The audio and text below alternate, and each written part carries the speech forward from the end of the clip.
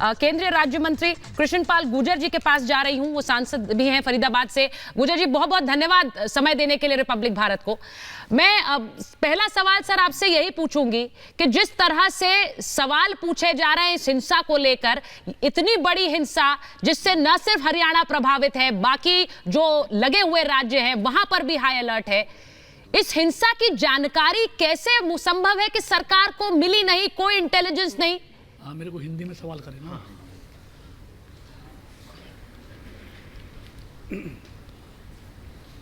कृष्णपाल जी, आपको आवाज आ रही है मेरी?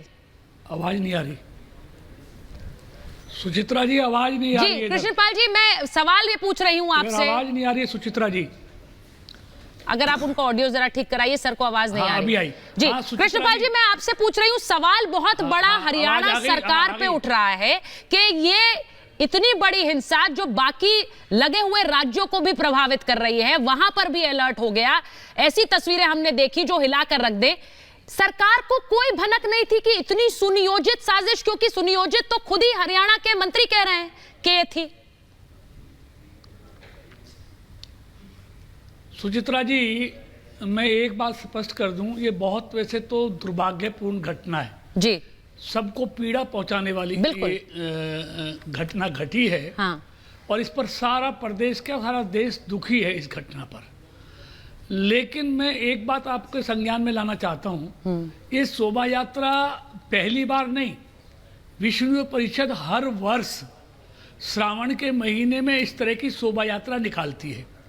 जिला प्रशासन से इजाजत भी लेती है और रूट भी तय करती है। इस बार भी जिला प्रशासन से रूट भी तय किया गया था और उससे इजाजत भी ली गई थी। ठीक। और बहुत शांतिपूर्ण तरीके से हर वर्ष की भांति इस समय शोभा यात्रा निकल रही थी। दूर दूर तक किसी को अंदेशा नहीं था, क्योंकि जो अतीत है वो बिल्कुल गवाह स्पष्ट था कि बड़े शांति से यात्रा निकलती है और संपन्न भी हो जाती है।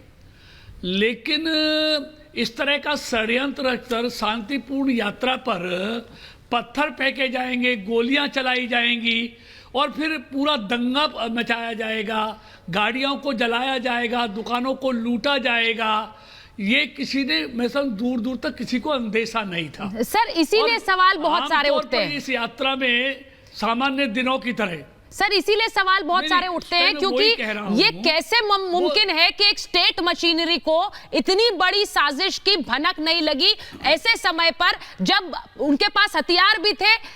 पत्थर और लाठी डंडे तो होना कोई बड़ी बात नहीं है, लेकिन हथियारों से गोलियां चलाई गई, ये सब तो प्लानिंग के तहत हुआ। देखिए, इसीलिए तो सारा ये जांच का विषय है। जैसे जैसे जांच आगे बढ़ेगी, इस षड्यंत्र के पीछे कौन से चेहरे हैं, कौन मास्टरमाइंड है, ये सारी चीजें जांच में सारी तस्वीर साफ हो जाएगी। इसलिए जांच का विषय सारी चीजें आएंगी। लेकिन मैं एक बात कहना चाहता हूं, अतीत से आदमी सीखता है। अतीत में बहुत शांतिपूर्ण तरीके से यात्राएं निकली हैं, इसलिए किसी को ये भ्रम नहीं था। हाँ। और यात्रा के लिए जितना फोर्स चाहिए उतनी फोर्स वहां पर विद्यमान थी, पूरे रूट पे फोर्स लगाई हुई थी। सर, इस बात पर भी आपको एक बार रोकूंगी, साजिश के तहत ऐसे हमला किया जाएगा। जी, इस बात पर भी आपको रोकूंगी इसलिए क्योंकि आप ही के सहयोगी हैं दुष्यंत चौटाला जी, उप मुख्यमंत्री हैं, और वो कह रहे हैं कि ऑर्गेनाइजर्स यानी वीएचपी ने हमें ठीक से जानकारी नहीं दी कि कितने नंबर हैं, कितने लोग आ रहे हैं, इसके बारे में जानकारी नहीं थी। तो वो एक लैप्स है सर। देखिए, मैं आपको उन्होंने क्या कहा, लेकिन मेरी जो जानकारी है मैं स्पष्ट कर दूं, बिल्कुल यात्रा की इजाजत ली गई थी, यात्रा का रूट तय किया गया था और उस रूट पर यात्रा जा रही थी। कितने लोग आएंगे इसका अंदाजा कभी रैलियों में और इस तरह शोभा यात्राओं में कितने लोग आएंगे कोई तय कर सकता है क्या? कभी ज्यादा हो जाते हैं, कभी कम हो जाते हैं। ये तो यात्रा में हमेशा घटता बढ़ता रहता है। और यात्रा में कितने लोग आएंगे इसकी जानकारी कभी ना पहले दी गई थी ना इस बात ये, लेकिन यात्रा की पूरी तरह से इजाजत ली गई थी और रूट तय किया गया था।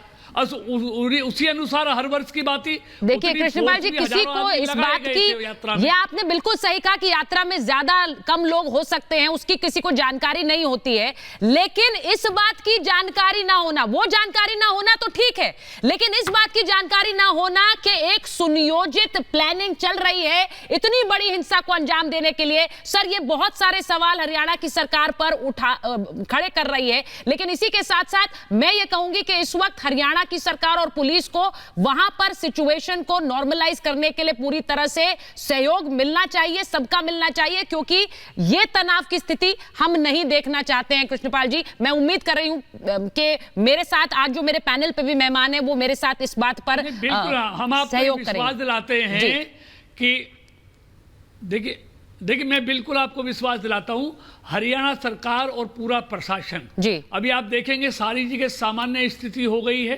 सब चीज कंट्रोल में आ गया है, और जो भाईचारा था, हमारी कोशिश है उस भाईचारे को फिर से हम कायम करें जी, क्योंकि सबका साथ सबका विकास, हरियाणा एक हरियाणवी एक, और मोदी जी पिछले 9 साल से भारत एक भारतवासी एक जी, इस भावना को लेके पूरे देश में काम कर रहे हैं, और जिससे देश और प्रदेश आगे बढ़ रहा है। बिल्कुल। लेकिन जो षड्यंत्र करता है उनको ये बात पसंद नहीं थी, उन लोगों ने इसलिए इस सारे भाईचारे को समाप्त करने के लिए। सर, सवाल ये है कि साजिश रचने वाले तो हमेशा इस फिराक में रहते हैं कि वो कोई साजिश रच पाए, वो इस तरह से कोई षड्यंत्र रच पाए। हमारी सवाल तो हमारी सरकार से और हमारी पुलिस से ही होंगे, इसीलिए बहुत सारे सवाल आपके लिए थे। बहुत बहुत धन्यवाद कृष्णपाल जी, रिपब्लिक भारत पर महाभारत में जुड़ने के लिए बहुत बहुत धन्यवाद।